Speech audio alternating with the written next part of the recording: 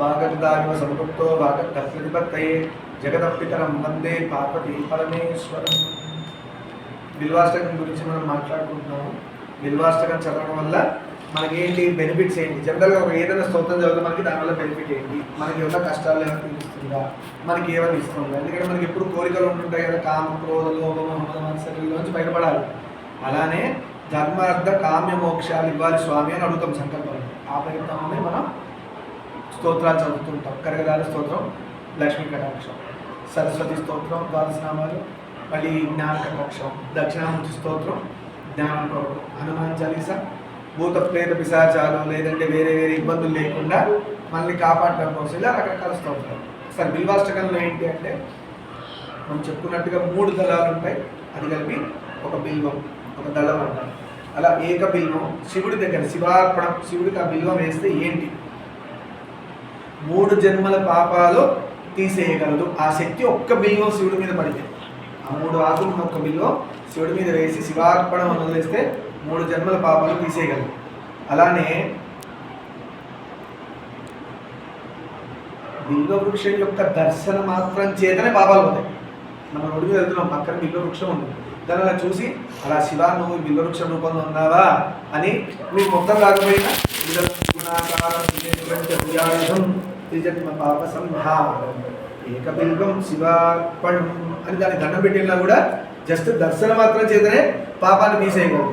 అలానే స్పర్శ మాత్రం చేత బిల్వ వృక్షాన్ని స్పర్శ చేసిన, బిల్వదళాన్ని తాకినా పాపాలు పోతాయి. ఎలా అయితే గరికకు ఉంది కదా, సీతమ్మ గరిక అడ్డు పెట్టి చెప్పింది మనకి. గరిక, తులసి, బిల్వం ఇలా గొప్ప గొప్ప ఉన్నాయి. వాటి వల్ల మనం చేసుకున్న పాపాలు పోతానికి గొప్పవాళ్ళు వాటిని వాడుతూ ఉంటారు. సరే,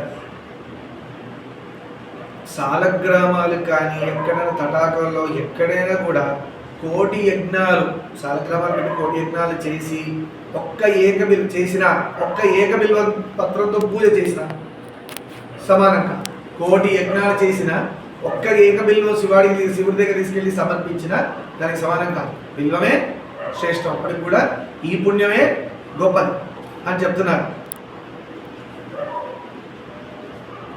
అశ్వమేధ యాగాలు 100 చేసిన ఒక్క ఏక బిల్వం ఒక్కటి శివుడి దగ్గర సమర్పించిన దానికి సరితూవదు. 100 అశ్వమేధ యాగాలు ఖర్చు పెట్టి చేసిన ఒక్క బిల్వపత్రం తీసుకెళ్ళి శివుడి దగ్గర చేసిన బిల్వపత్రమే శ్రేష్టము. అశ్వమేధ యాగాలు 100 చేసినప్పుడు దీనికి సమానం కావు. కాశీ క్షేత్రానికి వెళ్ళి నివాసం ఉండి కాలభైరవుడు దర్శనం చేసుకొని గయా ప్రయాగలో స్నానాలన్నీ చేసి అంత చేసినా ఇంట్లో కూర్చొని శివయ్య దగ్గర ఒక్క బిల్వపత్రం సమర్పించి దానికంటే ఎక్కువ. చూడండి ఎలా ఉంది. ఒక్క బిల్వపత్రానికి అంత శక్తి ఉన్నప్పుడు దాన్ని మనం సహస్ర బిల్వార్చన చెప్పుకున్నట్టుగా 1000 బిల్వార్చనలో 100 బిల్వార్చనలో ఏదో చేస్తా, 1,000 బిల్వార్చన అని చెప్పేసి చెట్టునంత చంపేయద్దు. ఎందుకంటే ఒక్క బిల్వపత్రం తీసుకెళ్ళండి ఎంతో మందికి పూజకు ఉండేటట్టుగా మనం ఉంచాలి కదా. అందుకోసం ఒక్క బిల్వం చెప్పుకున్నట్టుగా స్వామి దగ్గర పెట్టాలా, కడిగేసి మళ్ళీ లేదంటే ఒక్కసారి పెట్టేసి ఒక 1000-108 నామాలు చదువుకొని అదే బిల్వం పెట్టినట్టుగా మనసులో ఊహించుకున్నా మనసులో చేసే పూజ శ్రేష్టము. ఇంకోటికి ఇబ్బంది అయ్యేదో ఇంకేదో చేసే పనిలో చేయదు. ఏవైనా ప్రాణాలే కదా, చెట్టుకు కూడా ప్రాణం ఉంటుంది కాబట్టి బిల్వ వృక్షం ఇంకా శివుడు అన్నప్పుడు దాన్ని మొత్తం ఆకులు రాల్చేసి దాన్ని ఊపిరి పీల్చుకోవడానికి గాలి పీల్చాలంటే ఆకుల్లోంచే ఇక్కడ పీల్చేది చెట్టు.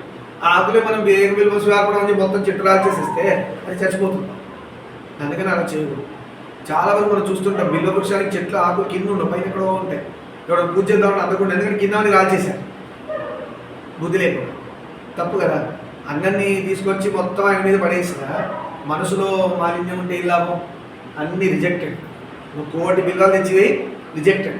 మొత్తం మనసు శుద్ధిగా పెట్టుకొని ఒక్క బిల్వం వేయించాలి శివ. అదే అంటారు innocent prayers are always accepted. ఇవాళ ఒక స్టూడెంట్ అలానే చేశారు. మొన్న స్టూడెంట్ చేశారు, చిన్న గిన్నెలో పెట్టేసి ఏదో ఫ్లవర్ డెకరేషన్ లా పెట్టేసి దానిలో పెట్టి అది ప్లాస్టిక్తో ఏదో బట్ స్టిల్ చుట్టూ ఫ్లవర్స్ పెట్టి అది పెట్టాను. Innocent prayers. అలా ఇవాళ ఇంకో పిల్ల చాక్లెట్ పెట్టింది, యాక్సెప్టెడ్. Innocent prayers.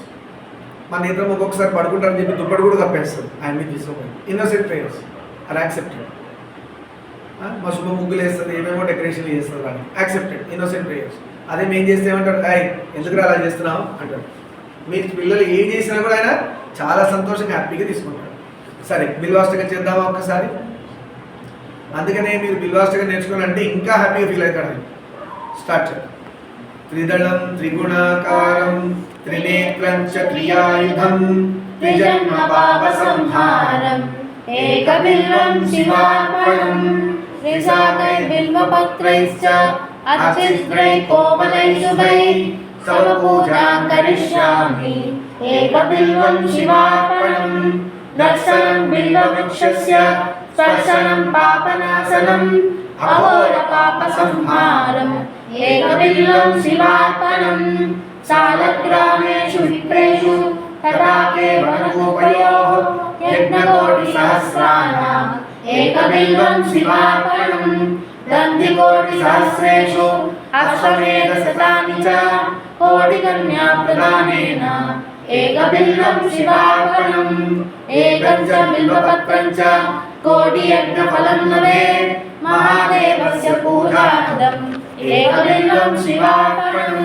కాశీ క్షేత్ర నివాసం చ కాలభైరవ దర్శనం గయా ప్రయాగో దృష్ట్యా ఏకబిల్వం శివార్పణం ఉమయా సహదేవేశం వాహనం నందిశంకరం ముచ్చటే సర్వపాపేభ్యో ఏకబిల్వం శివార్పణం.